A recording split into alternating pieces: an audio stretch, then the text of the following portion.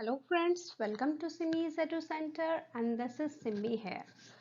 We are continuing our chapter The Human Eye and the Colorful World. आज हम scattering of light के बारे में पढ़ेंगे। हमारे घर में विंडो से या वेंटिलेटर से जब लाइट एंटर करता है तब dust particle in rooms present होते हैं, ठीक है।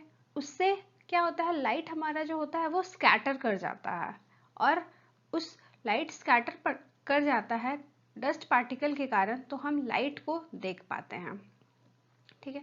सेम फेनोमेना हम फॉरेस्ट में भी ऑब्जर्व कर सकते हैं कि जब सनलाइट फॉरेस्ट में फॉल करता है तो लाइट को, वहाँ के डस्ट पार्टिकल को वो स्कैटर करता है और हम लाइट का डायरेक्शन को देख पाते हैं।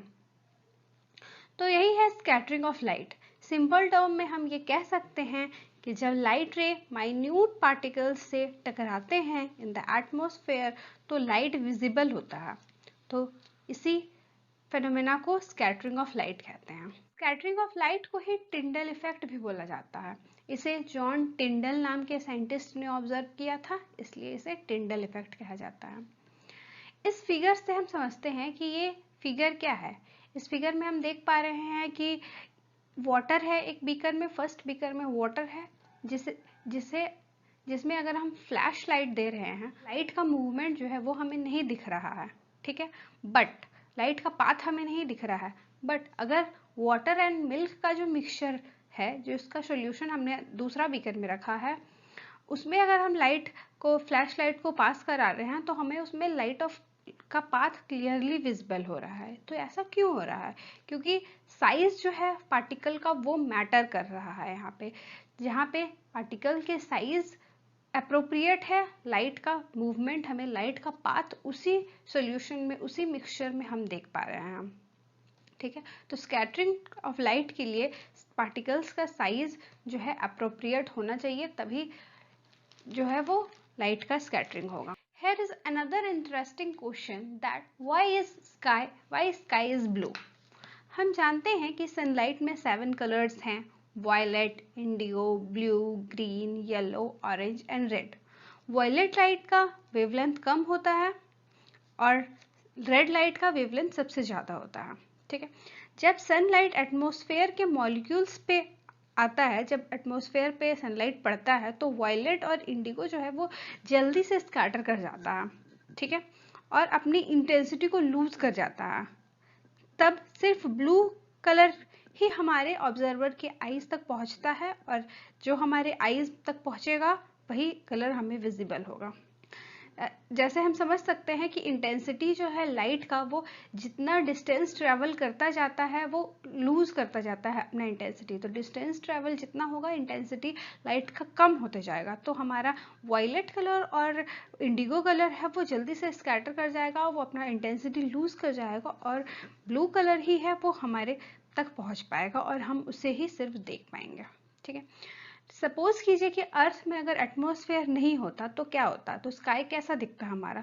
तो अगर अर्थ में एटमॉस्फेयर ही नहीं होता तो लाइट स्कैटर ही नहीं कर पाता। लाइट को कोई पार्टिकल्स चाहिए स्कैटर होने के लिए, तो लाइट अगर स्कैटर ही नहीं कर पाता हमें हमारे आईज तक पहुंचने के लिए, तो हमें स्काई जो है वो डार्क कलर का ऑब्जर्व होता, ठीक है।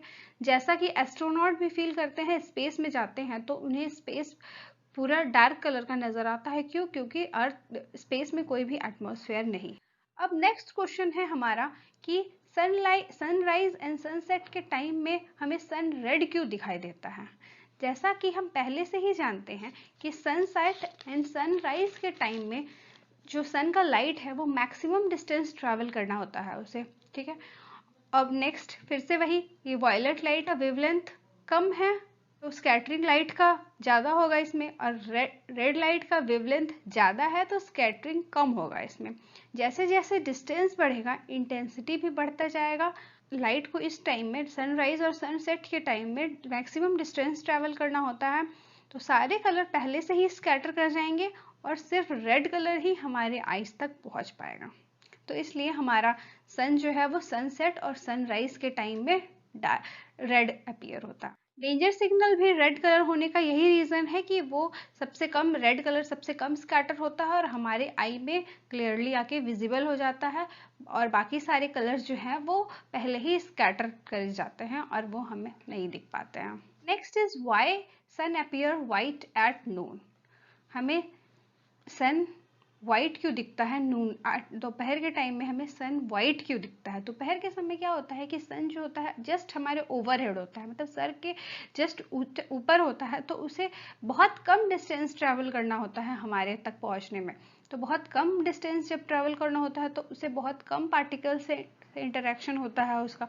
तो जब बहुत कम पार्टिकल से इंटरेक्शन होता है तो लाइट जो है वो स्कैटर कर जाता है और हमें वाइट लाइट पूरा फुल दिखता है। ठीक है, okay, so this is the end of this chapter. अगर आपको ये चैप्टर समझ आया है तो please like, comment and subscribe जरूर करें और अपने फ्रेंड्स से शेयर करना ना भूलें। Thank you.